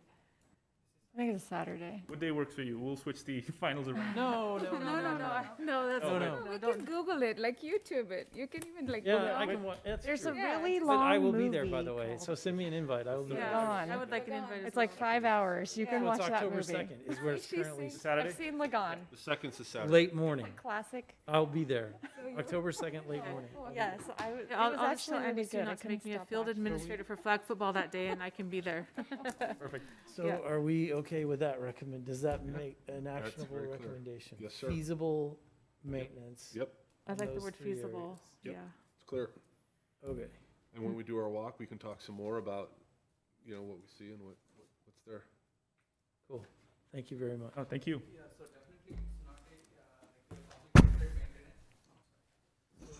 Definitely it's not a complicated, it is easy to maintain, because up to now, what we see from the past 5 years where we are playing in the cricket, right? We didn't see any much issues apart from the few path holes where we see. Apart from that, it is easy to maintain. And the second thing is like, this is a vision like earlier we see like only few of them. Now we are getting increased day by day, it is increasing a lot. And going forward in the 10 years also, it will increase a height. And the USA is also concentrating more on USA cricket with the youth cricket, and we have been the part of Mountain House is one of the best where it is dealing with the kids, and from kids were nowhere to 150 plus, and now it is going to be 300 plus. So definitely the families are moving, and going forward it will help our community. It's a simple. Thanks. Understood. Yep. Thank you. Thank you very much. Thank you. Any other comments, questions, concerns on item C for cricket? Item D, CIF, California Interscholastic Federation Sports Update, staff report? I think this is another one I was asked to keep on there because we have so many changing rules and stuff shifting with CIF. The good news is all sports are going. As I said previously, when I kind of birdwalked a little bit, talked about my opinion of basketball and wearing face coverings. Basketball right now is the biggest concern for me, a guy that's done sports my whole life. The expectation is that basketball players will be wearing a face covering. I just wanted to update everybody on the sports that have adjusted rules. Cheer, if they're inside, they have to wear a face covering. Wrestling, they do not have to wear a face covering because of fear of covering the eyes and choking hazard. So they have to get tested weekly once they start, which we have. All our nurses are trained now, including Director Busatil are all trained to give the COVID test. We have all that ready to rock and roll, so we don't have to pay an outside organization to do testing. We can do it ourselves. Basketball is the only issue right now, and like I told you earlier, I met with Dr. Nicholas earlier, and I know he has brought his concerns about basketball. Dr. Nicholas was a basketball coach for years, a championship basketball coach for years, and when I told him about face coverings, he said, "What? That's not possible." So we're working on that with the county superintendent, and hopefully he will communicate to CDPH our concerns, and hopefully they'll make some changes. But right now, those are the only sports that have changes to expectations. So everybody else is good to go. Normal sports as usual, with caution, being smart on the sideline and et cetera. So I just wanted to make sure everybody knew that we're almost to the real sports again, which is great news. That includes visitors too? Visitors? Yes, we can have up to, indoors, we can have up to 1,000 without requiring proof of vaccination. And so that's something that's going to affect basketball as well, because basketball is really the only sport that indoors has more than 1,000 people show up. So spectators may have to show proof of vaccination to come into basketball games. We haven't needed it for volleyball because we don't reach 1,000. And we don't need it for wrestling because we don't have as many people come watch wrestling. Basketball is going to be the biggest issue. And then outdoor events is 10,000 or more.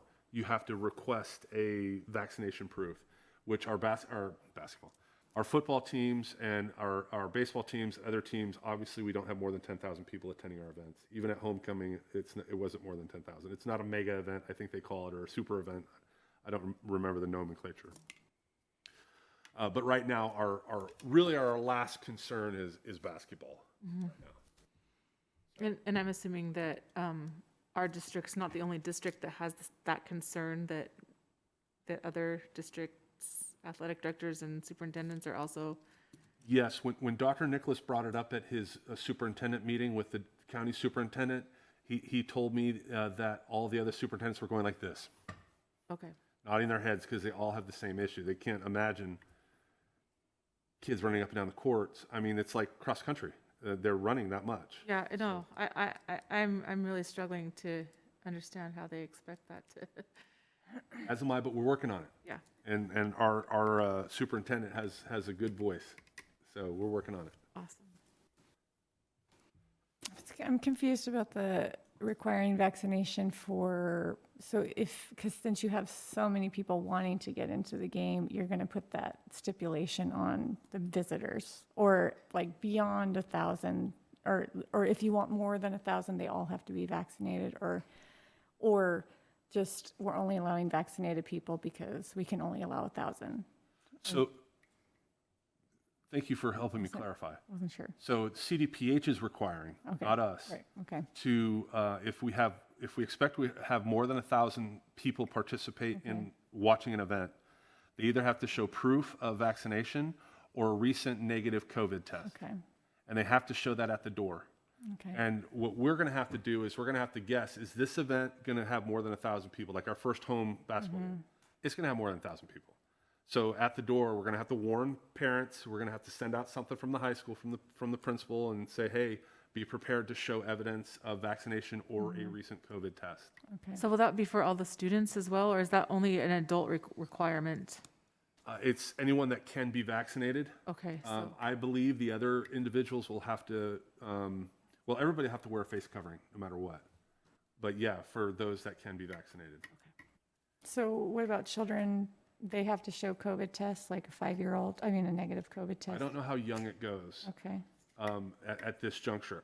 I believe that things are going to shift a little bit because of logistics and the plausibility. But that's just my personal opinion. Right. I don't know if that's going to Okay. happen or not. As you know, CDPH changes things, your experience from last year. So we're hoping that with the decline of the new Delta variant, we're hoping that things adjust. But as of right now, that's what we have to do. okay. And for the nurses, are they doing like rapid COVID testing or just regular COVID testing, and they have everything they need like in-house? Wait, We have the rapid tests. We have both. okay, So what we're doing is if the rapid test comes back positive, we'll do the okay, antigen test, which takes 24 to 48 hours to get a result, just to double check, which is what we did with football. When we had to test football, we did the immediate test. Then if they got a positive, we would do the antigen test. okay, And that we were double checking, so Right, it yeah. wasn't a false positive, right, okay. which we did have a couple false positives in football.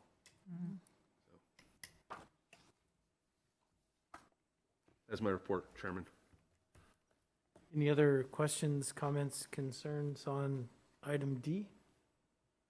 And I apologize, you're more than welcome to stay, but you don't have to. Like if you can go. I know this is riveting and all that, but it is. you can go if you want. Item E, facilities and maintenance update, staff report. So I asked Jimmy to be prepared for this, but I'd like to give a little introduction on this. You previously asked us to provide information on the challenges we've had with our facilities upkeep with the different companies that we've hired. We hired a company previously, a little over a year ago now, which I won't name, that does CSD work. We had them for a number of years, and everything was dying. Stuff wasn't get watering. It was a real problem. So we got rid of them, and we brought in Jensen. We went through the RFP process and got bids, and we got Jensen to come in, and they started off like gangbusters. They really started off really well for the first 6 or 8 months, and it's been pretty challenging over the last 3 to 4 to 5 months for me and Jimmy and his staff, chasing Jensen, getting things fixed, getting watering done correctly, fields that are too muddy, like these gentlemen experienced, getting them to turn back the water in a timely fashion. You know, as soon as we get a complaint, Jimmy or his staff call and say, hey, we need this done, and it can take weeks and multiple phone calls to get things done.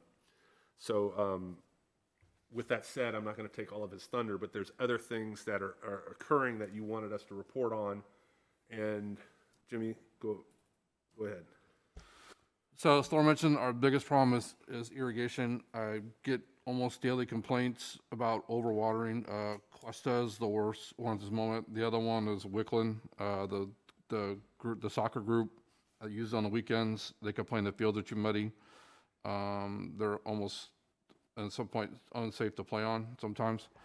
And then the flip side of that is, last week I got a complaint from Bethany that the fields are dry. So we just can't seem to get it right. It's either too wet or too dry. We can't get that sweet spot for anywhere.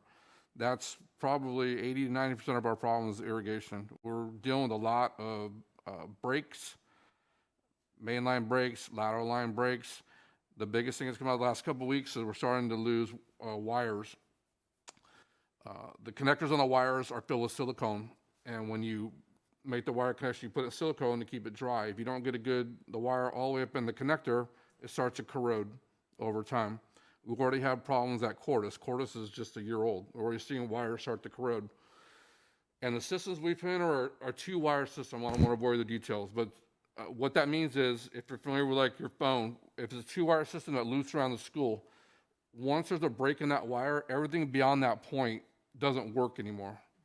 So if you disconnect your phone downstairs, your phone upstairs in your house doesn't work. It's the same kind of idea how it works. So Now we're losing wiring at Cordis, and the wiring we put in is a 2-wire system, which are very cheap to install and can create problems for us because if we lose a wire, usually you put a loom of wire in with several different wires. So if you lose one wire, you have another wire to pull from and you can move on.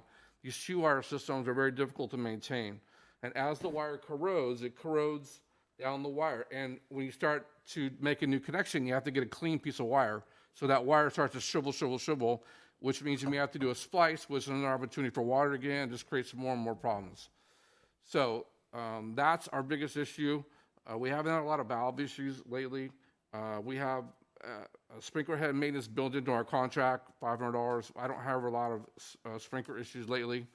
And then we have issue with, like for example, here at the district office, the plants on this south side of the building are dying. Thor texted me just a couple days ago. I had to come here during the day and water. Just 2 weeks ago, I did the same thing for the plants just across the driveway here. So I had to come during the day, turn the water on, let it run for an hour, come back later, switch the station, that kind of stuff, because it's dying. It was really hot a couple weeks ago. And then the other issue we're having is just detail, attention to detail.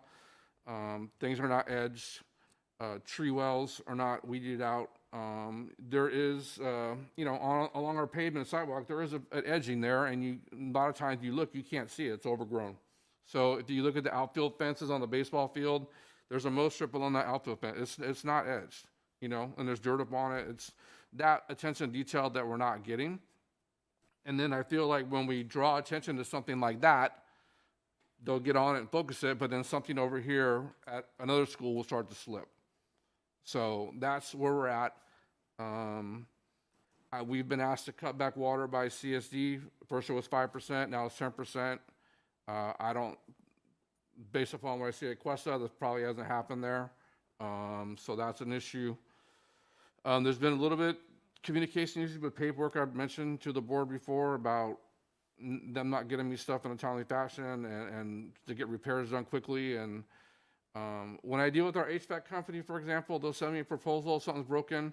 I enter it into our work order system. I sign it. I put the work order number. I send it back to them. That way, when I get the bill, it's really easy for me to check. Boom, done. I close it out.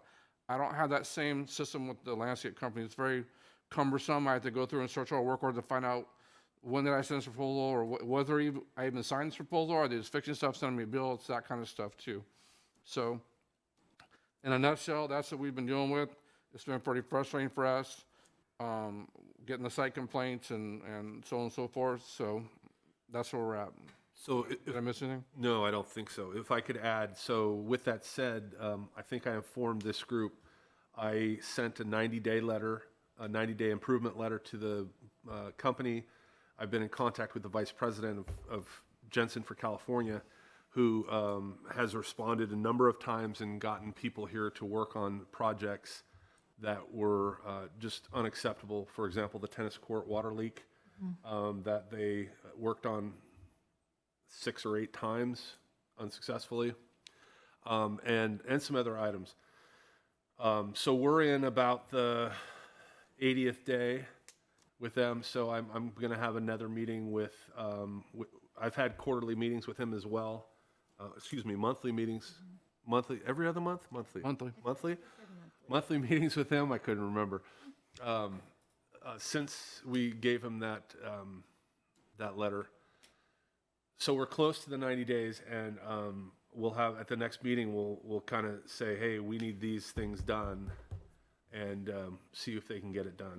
One thing in their defense, they have a shortage of rotors, the watering that we use at the high school and other schools, because they can't find them anywhere because of supply chain problems. So in their defense, that has been an ongoing problem as well. And I know that they did have some staffing issues a few months ago of getting staff hired to work in our area. But with that said, we're paying for a service, and we expect the service to be what the contract reads. So we're holding them accountable.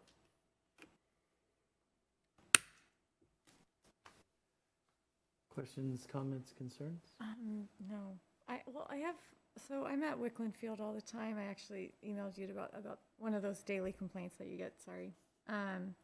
I'm wondering if there's any like crossover watering between the CSD and the school district, because the CSD has like the outside mow strip, right? And then the school district has the field. Do you think that there may be an issue with like too much water coming from two different groups? 'Cause a lot of the mud at Wickland is around the perimeter of the The field. stuff at Questa, the problems are in the field, so it's not a CSD issue. Okay. She's talking Wickland, on the outside of Wickland, you know, Wickland- the ring. Well, quite take it from Wickland are on the actual field from the soccer club. Yeah. I don't hear a lot of No, complaints it's about the inside border. it's inside the field, but it's closer to the Yeah. fence. And there are some sticky, muddy parts on the field at Wickland as well, but I just thought potentially that could have been it. I don't know. I think that we are all turning, we're all required to turn back the water a little bit, so I think that'll hopefully help. As long as when Jimmy tells them to cut back the water by 10%, they do it in a timely fashion. Right. That's what we're working for, Yeah. yeah. Yeah. So, assuming the worst and they don't improve, what would be the next step? I mean, what was the 90-day demand to improve? Did it have any kind of consequence if they don't improve? I left the consequence a little vague because, as I mentioned prior, I don't have a list of companies standing in line to come do it.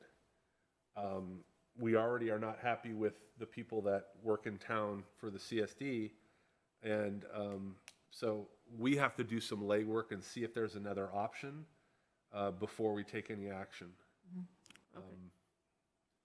And ideally, that's done during the wintertime when there's less watering concerns and there's less, as long as we have rain this year, when there's less stuff for them to do. And so if there's a transition, it's a little smoother. Do other districts do this stuff in-house, or is this like a typical thing to do? There's both. Some districts do it in-house, some districts contract out. Same with like cities. Some cities do it within their employees and some contract out.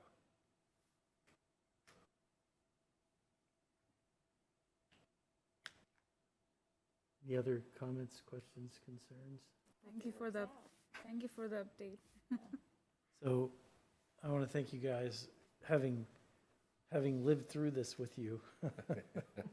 I want to thank you for, I know that it's been painful.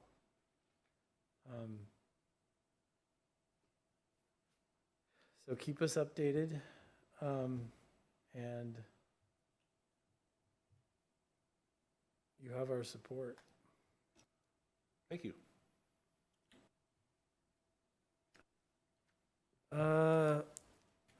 Item 6, future agenda topics and meeting dates. Item A, the future meeting dates are 11/4, 2/3, and 5/12.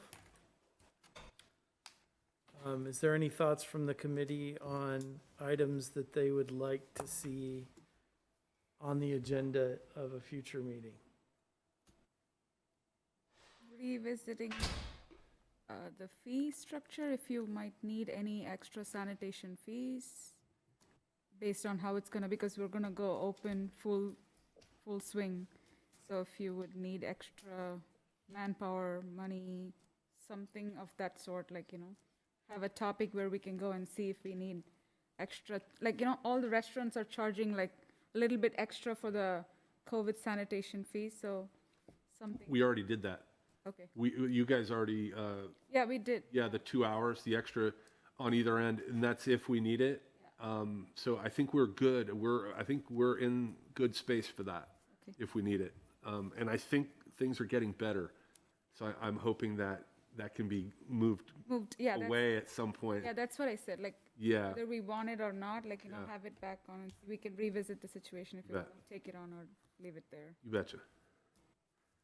I guess also revisit or follow up on the cricket Yeah. field trip. Yeah. And then I guess the field maintenance, what happens with that company? Yes. That's a recurring I've asked him to just keep us updated Permanent. all the time, yeah. And also the SIF update maybe with the basketball situation, Yeah. if we have to, whatever's gonna, Shall I keep it as CIF so I can cover whatever Yeah. sports are an issue? Yeah, okay, Perfect. I'll keep it Yeah. CIF. Does that work for you guys? Could we also get like a little, or like a report on what the board decided with tennis? Or I just am curious to know what eventually happens with there. I don't know. Like, it's not a discussion item, but just, Do we need to discuss the swimming pool also? I mean, I know Mr. Pinkerton was here and he said that that would be coming up. Is that something that you do behind the scenes with Well, CSD? yeah, usually I work with him and his, or well, with his staff, Okay, and they get the agreement rewritten with new dates and everything, and then I proof it, send it back with my proof, and then I bring that to the board usually because it already went through this group a few years ago, and then the board decides to approve the waiver of fees, et cetera, that are involved in that agreement. Oh, and I'm sorry, that usually happens I usually get that to the board in March or April, usually April, because they start using it in late June, mid to late June. Mid-June, because we're out on the first week of June. So yeah, mid-June. but it's kind of, is that kind of something that's, there's not like a question about whether it's gonna be worked out, negotiated, whether we're gonna grant them the use, Up to the board. It's the a, board, because, I'll bring the 2-year agreement back to the board because the 2-year agreement's over for this year. okay. It so was the 2 end of this years, year. so the new agreement will come to the board before next summer. Okay, because I know that if, they might need a little more, I'm thinking March, April, that's a little late for notice if they don't know they're getting it and they need to provide lifeguards or hire lifeguards, because that was the issue, I don't know. Well, let me be honest with that. Okay, I bring it to the board as soon as I have it. okay, And if they don't get their work done, I'm not doing it for them. okay. You know what I mean? I understood, yeah, totally So understood. as soon as okay. I get it, it goes to the next board meeting. Okay. Thank you. any other items? Okay. Item 7, I'll adjourn the Facilities Committee meeting of the Lambersville Unified School District Board at 8:28 PM. Thanks, everybody. you.